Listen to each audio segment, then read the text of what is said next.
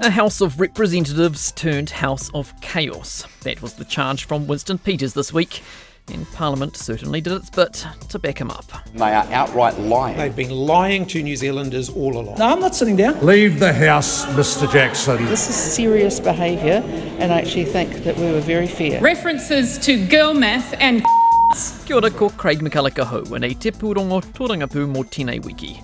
Welcome to Focus on Politics. The week began with the government on the back foot, desperately trying to claw back the narrative after a poorly executed pay equity pivot. Behind the scenes, coalition voices privately acknowledged the shake-up was not communicated as well as it could have been.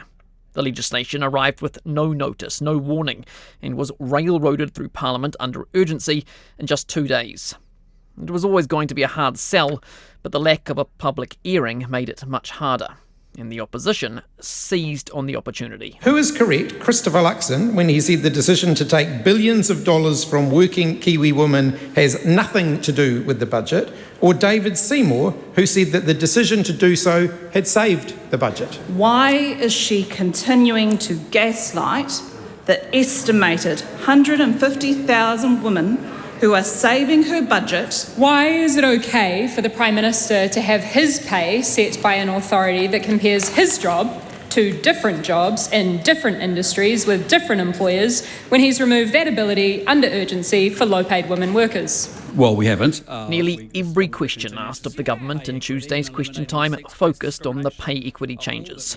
In short, the coalition has made it harder for workers to win pay equity claims to make the case they're underpaid due to sex discrimination.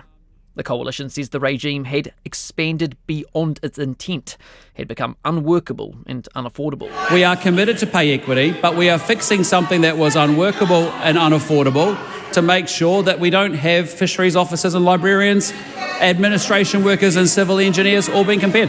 The truth is, there is no magic pot of money available to wipe every tear from every eye. Actually, a country must always live within its means. The Labour Party in particular has been relentless in its prosecution, pumping out a series of attack ads on social media. Union rights are under attack. Stand up, fight back. National is cutting women's pay. Did you see that Christopher Luxon's now taking money out of women's pay packets? We do not accept a government that takes money out of our pockets. Have the courage to tell us why you think women deserve less pay than men. We'd all love to know. The rolling maul was clearly having an impact, and by Tuesday, the government had had enough. They are outright lies. Outright lie. They are straight up lying, yes. They are outright lying about our approach to pay equity. They are saying to New Zealanders that we are cutting women's pay.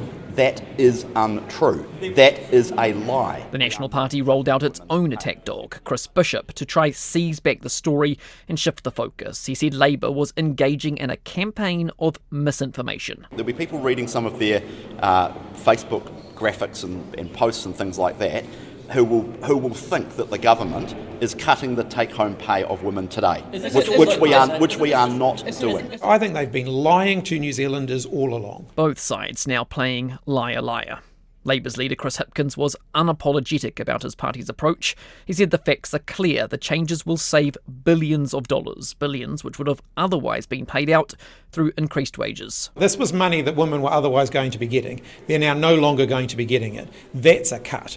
And I think any obfuscation, any blame, any gaslighting should be seen for what it is. They are doing exactly what we've said they're doing. Look what's been shared by unions, by Labour, out there in that space. Look at your own media environment. The government's claims of being hard done by were helped by some of its critics. A Labour volunteer shared an image on Facebook of the Minister, Brooke Van Velden, dressed as a Nazi. That is not right. You attack the issue, but don't attack the person. I made that very clear that was unacceptable. It had already been deleted by then, but that shouldn't happen. Perhaps the PM's biggest bugbear lay in an opinion piece published in the Sunday Star Times.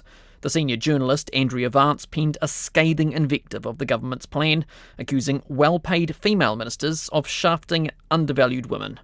Turns out you can have it all, she wrote, so long as you're prepared to be a That is utterly unacceptable to me. For clarity, yes, that was the C word, though censored in print with a series of dots, leaving the reader to fill in the blanks. By all means, tackle the issue, debate the content and the substance of pay equity, but what I think we saw over the weekend was completely, utterly out of line. The matter would enter the debating chamber during Wednesday's question time, due to an inexplicable misjudgment by Labour. The party's workplace relations spokesperson, Jan Tinetti, directly referenced the opinion piece, if not the C word, in a question to Brooke Van Velden. Does she agree with Andrea Vance, who said about the Equal Pay Amendment Bill, quote, "It is a curious feminist moment, isn't it? 6 girl bosses, Willis, her hype squad, Judith Collins, Erica Stanford, Louise Upston, Nicola Grigg and Brooke Van Velden, all united in a historic act of economic backhanding other women," unquote. If not, how is unilaterally stopping 33 pay equity claims not a historic act of economic backhanding other women? Mr. Speaker, it was hard to find a single sentence in Andrea Vance's article I agree with. After a brief interruption from the Speaker, Ms Tinetti asked a follow-up question, gifting the Minister her moment. And I do not agree with the clearly gendered and patronising language that Andrea Vance used to reduce senior cabinet ministers to girl bosses, hype squads, references to girl math and That's right. The women of this government are hard-working, dedicated and strong.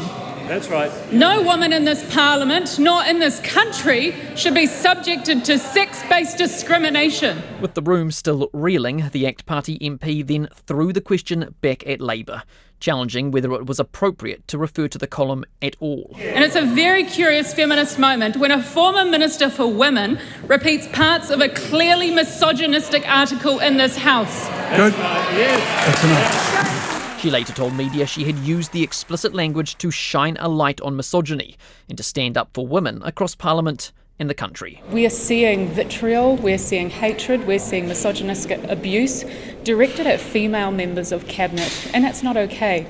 Enough is enough, and us women need to stand together, but we've seen the men across Parliament stand with us and say it's not okay, it's never acceptable. If Labour's hyperbole around pay cuts had risked losing the ball, this was a clear own goal, though initially Jan Tinetti told reporters she didn't see it that way. The emotions that are rising on that side, on the government side, shows the panic and the fact that they're really struggling with the fact that trying to get their budget to work. So I'm just sad that emotions are getting so high rather than getting the answers that we need. By Thursday, the leader Chris Hipkins had changed tune, conceding it was a mistake to bring up the article. Us quoting from it contributed to a distraction that took the issue away from where it needs to be, which is the plight of low-paid women who are simply asking to be paid fairly. Indeed, the debate had been hijacked as the conversation shifted away from the actual changes to one of acceptable language or decorum.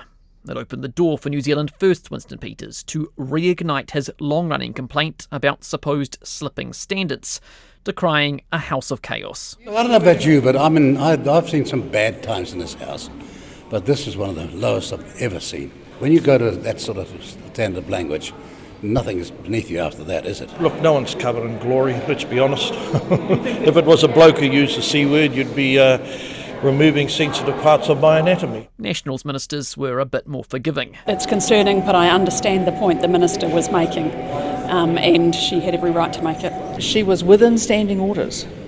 She didn't break the rules, and that's for her to decide, but I do feel a lot of pain for her because the way she's been treated has been absolutely appalling.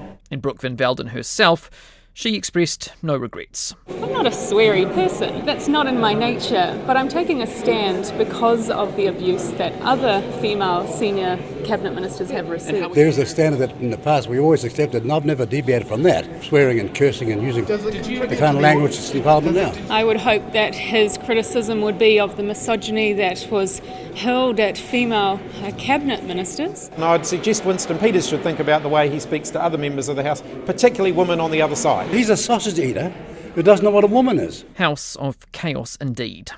Further evidence came on Thursday morning when Labour's Willie Jackson was turfed from the House after a spat with the Assistant Speaker, Labour's own Greg O'Connor. No, I'm not sitting down. You don't walk over our kaupapa as it suits you, Mr. Speaker. Leave the House, Mr. Jackson. Leave the House, Mr. Jackson. Maybe not quite the seeds of anarchy, as billed by Winston Peters, but certainly a sideshow. Mr. Peters' criticism also took in Te Pāti Māori and its MPs flouting of the rules. Late Wednesday night, the Privileges Committee delivered its proposed punishment for last year's disruption during the first vote on the Treaty Principles Bill. Hawana! That extraordinary protest is now in line for extraordinary consequences. The committee, chaired by Judith Collins, has recommended an unprecedented 3-week ban for Te Pāti Māori's co-leaders, Rawiri Waititi and Debbie Ngaruapeka, and a 1-week ban for the haka's instigator, Hana Rafferty Maipi Clark, shorter given she'd shown some contrition.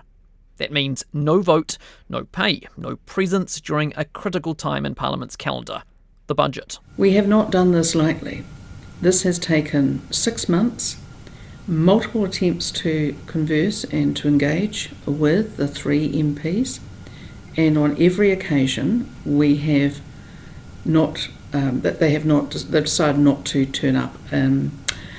So I think it is serious, and that's why people should behave in Parliament. The severity of the sanction was further underscored by the Speaker on Thursday, as Jerry Brownlee stressed the need for MPs to give the matter due consideration. These punishments recommended by the committee are very severe and are unprecedented in this Parliament. As far as I'm aware, since the House first met in 1854, no member who's been found guilty of contempt has been suspended for more than 3 days. A debate is set down on Tuesday afternoon before Parliament finalises the punishment, and Mr Brownlee has signalled he will allow everyone to have their say. One final opportunity for Te Pāti Māori to plead its case before a vote. It is not an all or nothing decision. Te Pāti Māori has not spoken widely to media since the committee's decision, but its co-leaders granted an interview to the Hui's Julian Wilcox on 3. And what I feel is that we have been punished for being Māori. The country loves my haka. The world loves my haka. But it feels like they don't love me. And that's they love my reo, but they don't love me. And that's how it feels. What I mean by me is us. I had a question line, and I'm ditching it. I'll tell you why. Because people haven't seen you like this. They haven't seen you both like this before. And you're bearing your souls because of the decision that has been made from the chair of the Privileges Committee, Judith Collins, the Honourable Judith Collins, who said, quote, the decision was made because of our lack of civility. So when you hear that, what do you think? Long story short, I think it just shows us exactly what they think about us, that they still see us as a bunch of unruly people that they need to put back into order, back into their sense of being. They have some support from the other opposition parties. Labour and the Greens both say the penalty is too harsh. To suspend people for 21 days, that's effectively removing the right for them to represent the people who voted for them. I think that's a pretty disproportionate penalty. It stops those MPs from participating in, for example, the most important political event of the year, which is budget. But from the government benches, there's far less sympathy. All things considered, they've got off pretty lightly. This is serious behaviour, and I actually think that we were very fair. Pāti Māori has treated the whole process with utter contempt, and they've got a clear message that we're not going to accept that. It all lays the groundwork for a rollicking debate in Parliament next week. The potential was canvassed on Morning Report's political panel on Friday, with RNZ's political editor Joe Moyer and Newsroom's national affairs editor Sam Sachdeva. The Privileges Committee debates are one of the only ones, and in fact I think the only one in Parliament that is untimed, so there's not a set amount of time for that debate to go. It's essentially in the Speaker's hands. Every Member of Parliament can speak. Anyone can move an amendment at any point, and when an amendment is moved, everyone who has spoken beforehand can do so again. So theoretically, you could go round and round and round in circles, and it's only up to Jerry Brownlee basically to decide when he and Parliament have had enough, and he can bring that debate to a close. And from what he said yesterday, he is quite concerned about the precedent that's being set here.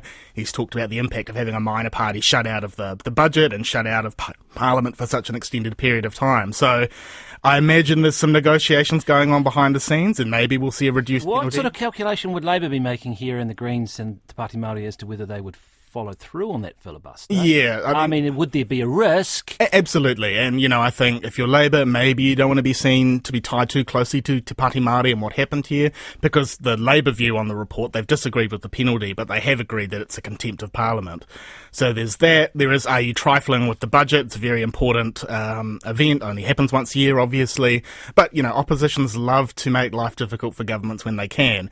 And if you can take away this big shining centrepiece for the government, by going into Thursday with this debate, then maybe you would. The look on the National MPs' faces when Jerry Brownlee stood up and made this ruling in the House yesterday was fascinating. I mean, you had the Leader of the House, Chris Bishop, stand up, and it took him a while to actually sort of formulate what he was trying to ask the Speaker, because he seemed so discombobulated by the ruling that had just been made.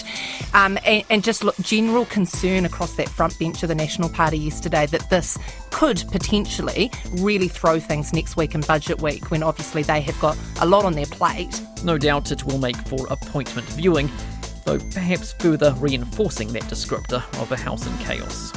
That was Focus on Politics. I'm Craig McCulloch. Thanks for joining me. Matua.